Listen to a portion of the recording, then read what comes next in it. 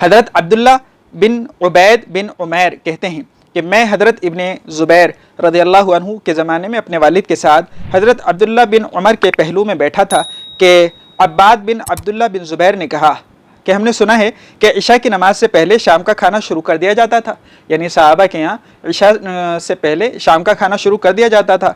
तो हज़रत अब्दुल्ला इब्न उमर रज़ियल्लाहु अन्हुमा ने फरमाया कि अफसोस है तुम पर, उनका शाम का खाना ही क्या था, यानी वो तो बहुत मुख्तसर सा होता था, क्या तुमने उसे अपने वालिद के खाने की तरह समझा है।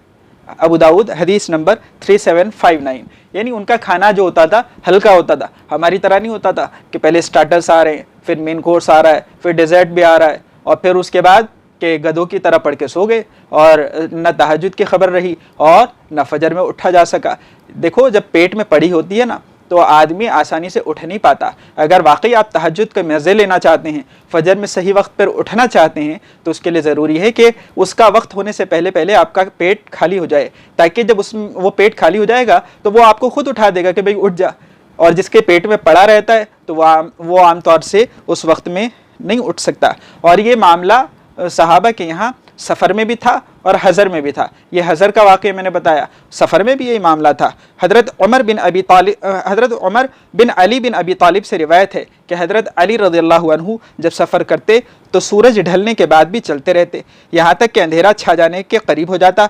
फिर आप उतरते और मगरिब पढ़ते, फिर शाम का खाना मंगवा कर खाते, उसके बाद इशा अदा करते, फिर कूच फरमाते और कहा करते कि रसूलुल्लाह सल्लल्लाहु अलैहि वसल्लम ऐसा ही किया करते थे। अबू दाऊद हदीस नंबर 1234।